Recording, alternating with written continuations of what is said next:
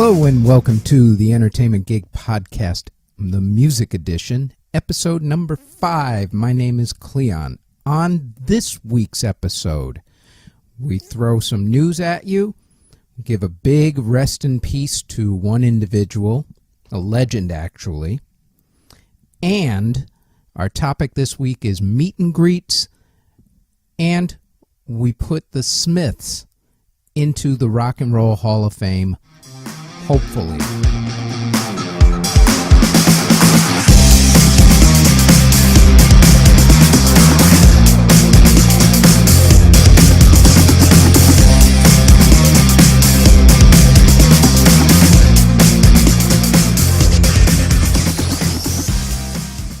Okay, let's start with the news. If you were waiting on a new Rolling Stones album, your wish is finally going to be granted.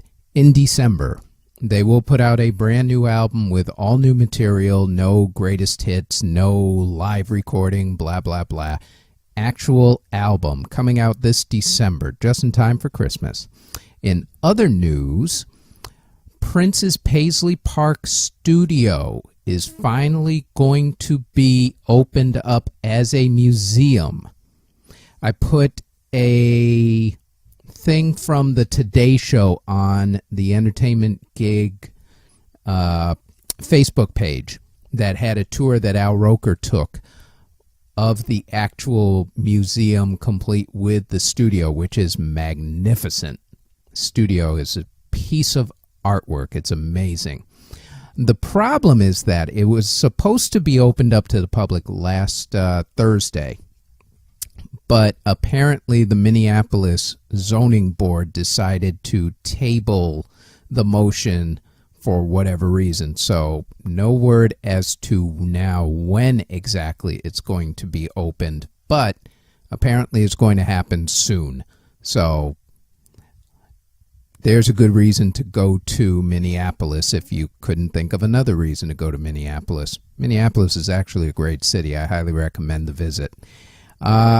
In other news, Steely Dan, starting on October 12th, is going to play, or are going to play, I should say, 10 shows at the Beacon Theater. They're going to play them from October 12th through the 29th. So if you can get tickets to the shows, I would highly recommend it. Ricky Lee Jones is going to open up for them, at least on a few different shows. I would check out the Beacon Theater's website to get a full listing as to who's showing up for when, and I'm sure this being New York, there's going to be a lot of surprise guests and other musicians sitting in. So I would recommend at least going to see one of their shows. And in memoriam, going to pour out a little bit for my homies. This particular one is huge, though, although it's not somebody you probably know. Songwriter Rod Temperton passed away within the last month or so, apparently. They just announced, or his family just announced, his death last week. Rod Temperton, you probably don't know the name. However, you know the songs that he wrote. And when I start to give you the list, you'll go, oh, that's the guy. He first started off in the group Heatwave back in the 70s and 80s. They were a funk disco band. They were famous for their hits Groove Line, Boogie Nights, and Always and Forever. All three of the hits Rod Temperton wrote. However, he also wrote big 80s R&B acts, or songs, I should say, that became huge hits, like Sweet Freedom from Michael McDonald, Stomp from the Brothers Johnson, Give Me the Night from George Benson, and Baby Come to Me from Patty Austin and James Ingram, all of which were top 5 songs. A couple of those hit number 1. But the biggest songs of his career were put on 2 of the biggest albums of the 80s, one of them being the biggest album of all time, Thriller, from Michael Jackson. He wrote 3 songs on that album, including Thriller, the one that gets overplayed at this time of the year usually. Also, he wrote Rock With You from the Off the Wall album that Michael Jackson put out in 1980, if memory serves. 80, 81, something around there, just before Thriller. Among a few other songs on both albums. He was used a lot by Quincy Jones on a bunch of different things, and he died, I believe, of cancer, actually. He was only about 66 years old. So that is a huge loss for the songwriting community and for lovers of 80s R&B and 70s and 80s R&B and disco. So pouring a little out this week for Rod Temperton. May he rest in peace.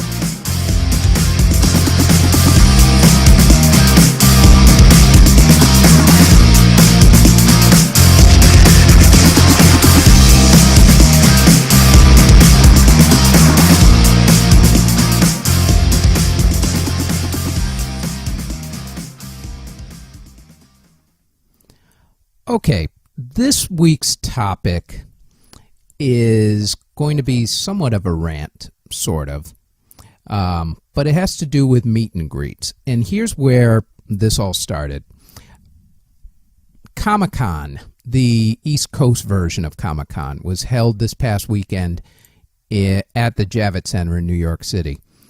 And there was an article in the Hollywood Reporter concerning how much money celebrities can now make just by showing up at Comic-Con and doing meet and greets, where people stand in line, pay X amount of money to just get a photo with the celebrity and maybe something signed.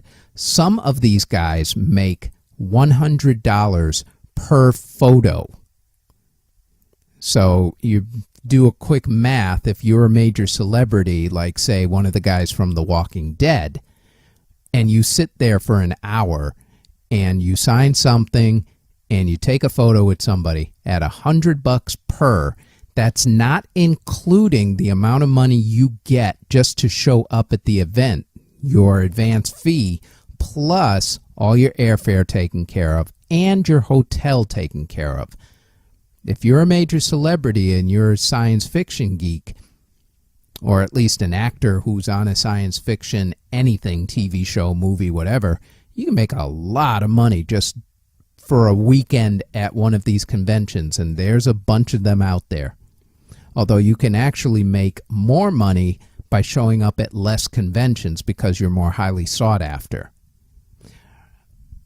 Where this ties into the music portion of all of this is, at the same time I was reading that article, I was also noticing on my Facebook feed Peter Murphy, ex-lead singer of Bauhaus, solo artist back in the 80s, did the song Cuts You Up, probably his most famous thing, along with all the stuff that he did from Bauhaus, which is an awesome band from the 80s. He is going out on tour in England, and he is apparently doing meet and greets, and he is charging anywhere from 200 to 250 pounds, which works out to a lot more than $200 to $250 US. Now, here's my problem with all of this. I understand that artists don't make a lot of money off of albums anymore. I get that. The internet has changed things completely. When you used to be able to only put out 1 or 2 singles and everybody would have to buy your full album if they wanted even one song, you were making a lot of money. Nowadays, you can cherry pick which songs you want off of each album, so you're not going to make as much money. And I know you have to go out on tour in order to make a lot of your money, and that's where a lot of musicians make their careers, basically. However, 200 to 250 pounds for a meet and greet suddenly, to me, has the feel of only the rich will be able to meet you, or the only people that you will deal with are people with money as far as your fans go. And that to me just strikes a really nasty blow in my heart, because music should be shared whether you have the money, whether you don't have the money. And ticket prices being crazy enough as it is, and you have companies like StubHub who are out there who are basically, in effect, when you think about it, ticket scalpers, just legal ticket scalpers, because I guess they pay taxes on it. I'm assuming that's how they manage to make it all legal, because they're definitely paying or selling those tickets for more than 15% of the face value, which is legally allowed in most states. You're getting priced out of going to go see great bands. I mean, not to pull up a porch yet again and tell you how it was back in the day, but back in the day, you could see bands, like really good acts like U2, for $40 to $50. Those days have long since passed, where nowadays, if you're going to see a band even in the nosebleed sections, you're probably going to spend at least $100 per ticket. And that's nosebleed, let alone front row, which you're not getting at unless you know somebody these days. Because the whole thing with buying tickets is a lot of stuff's computerized. Concerts sell out within 10-15 minutes. Chances of you getting front row without having to go through StubHub or one of the other guys, pretty much slim to none. It didn't used to be that way, but now it is, and I understand why. It's just the nature of the beast. But it seems to me that the meet and greet is your one opportunity to reach out to your fans on a physical level, as opposed to, say, social media, which that's another way to reach out to your fans, but it's not really a physical thing. To charge that much money for just to meet your fans for an hour just seems to me to be really just, it goes against the essence of sharing music. Music is something that's important. It's personal. It's something in you that needs to come out and to be shared and touched by hopefully a lot of people. If not a lot of people, at least a few people. At the very least, if you're going to be a celebrity and a musician, you would want to share that with as many people as you could on a personal level. And it just seems that this whole thing of charging triple digits just so that somebody who admires you can meet you, it just strikes of corporate greed. It really does. And it's kind of sick and it's kind of disturbing. And I understand why, if you're going to charge that kind of money, because I know that there are people who will spoil it. People who are only in it for the money, who will spend that 200 to 250 pounds to get your autograph and then throw it up on eBay for 500 or 1,000 or whatever it is. I get that. I understand that completely. You have to protect yourself in terms of that sort of thing, because there are people who honestly don't care about your music. They just want to make a quick buck off of you.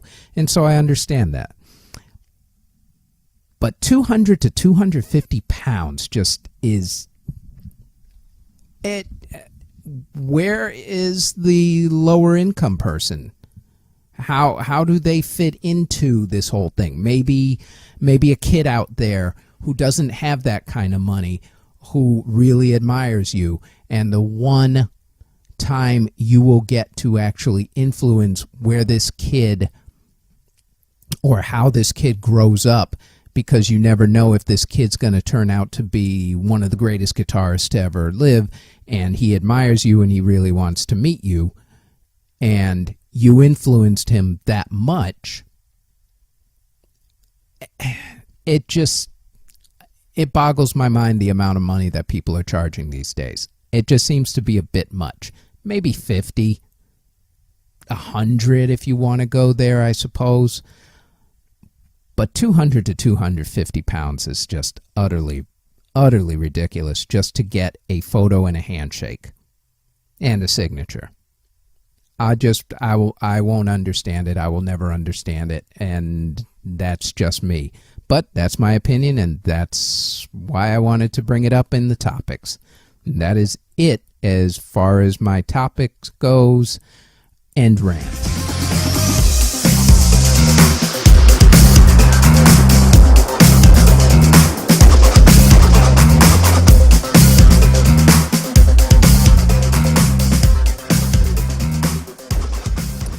Okay, this week's quick hit review is the new one from Green Day. Yes, they are back with a brand new album. It's called Revolution Radio. It has 12 songs on it, and it sounds like classic Green Day.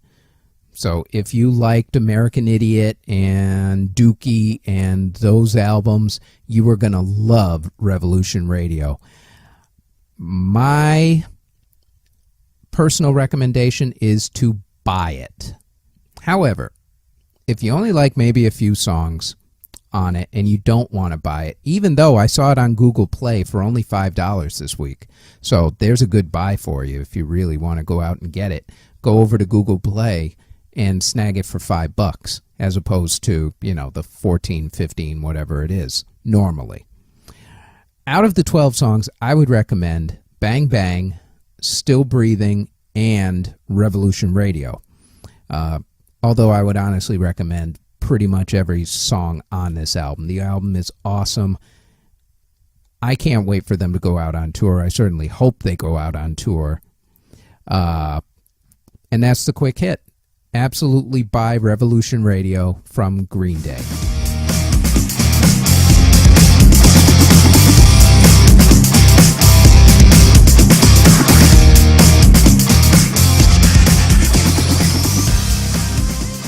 This week, we are going to make the case for putting the Smiths, finally, into the Rock and Roll Hall of Fame. To reiterate, like I do every week, in order to be nominated to the Rock and Roll Hall of Fame, you have to have had, as a performer, an album that has been out for at least 25 years. Your first album, at least 25 years ago. The Smiths actually had their first album out well in excess of 25 years, actually closer to 30.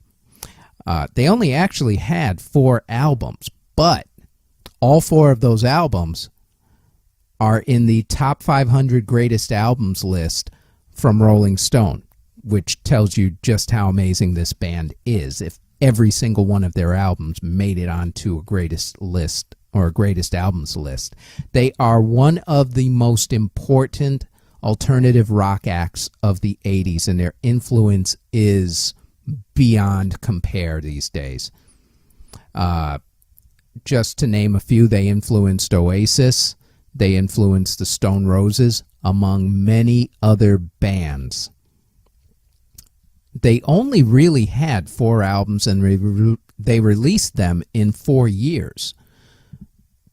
So their lifespan as a band was not all that great. However, all I have to say is the word Morrissey, and that should automatically have been a lock right there as to how great this band is, because their lead singer is amazing just as a solo act, let alone as a band.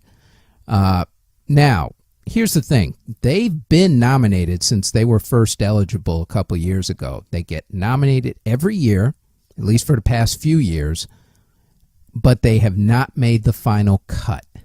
So I'm hoping when they make the official announcement sometime in early December that the Smiths will finally get into the Rock and Roll Hall of Fame.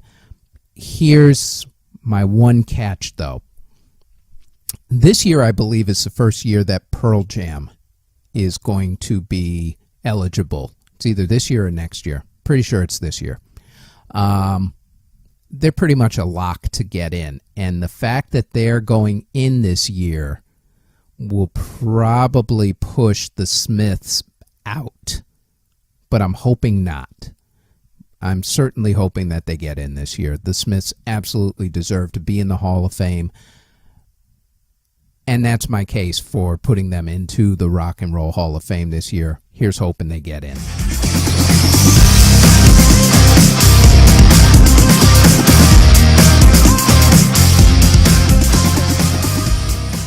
Oh, it's record store time, record store time, record store time. New releases this week. Coming out on this Friday, actually. Gucci Mane, JoJo, The Kings of Leon, The Orb, Zed's Dead, White Glue, Ruminations, and Utopia Defeated. I would highly recommend right off the bat, without even having to listen to them, taking a peek at The Kings of Leon and also Zed's Dead, which is actually damn good. And The Orb, truth be told. Those are the three that I would automatically check out just to make sure that they're at least decent enough.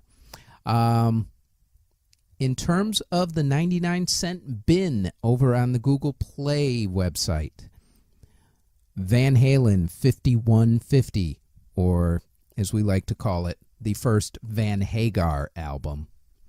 And, speaking of Green Day, which I already have this week, International Super Hits, which is their greatest hits album, is 99 cents. Those are two great albums right there for $1, just to fill up your collection. Automatic buy them. If you don't have them already, buy them. They're $1. In terms of new music on Amazon Prime, the new one from Solange is there to listen to for quote-unquote free. Also, Colby Calais' new one is on Amazon Prime for this week. And last but not least, my earworm for the week is a single, and I only have one this week because I can't get this damn song out of my brain. It's that good. It is Bruno Mars with 24 Karat Magic, which if you haven't heard the song, or even if you have and you're trying to figure out exactly where you've heard this sort of thing before, it is old school 80s R&B with Zapp as an influence. Zapp and Roger, who came up with that weird sort of auto-tuned electronic voice. He made that famous back in the 80s, specifically on the song More Bounce to the Ounce. And also in California from Dr. Dre and Tupac. He did the alternative remix version of that. So, Bruno Mars, 24 Karat Magic. Here's the thing on that, though. Don't watch the music video. It'll probably ruin the song for you. I'm just putting it out there. Just don't watch the music video. Just listen to the song. It's damn good, and I'm sure it's going to go to #1 sooner rather than later. So, there it is. And that, as far as things go, is it for this week on the Entertainment Gig Music Edition. And everybody have yourselves a good week. We'll catch you next week. And here comes the earlier version of myself to give you all that where to find blah, blah, blah. Enjoy your week, everybody.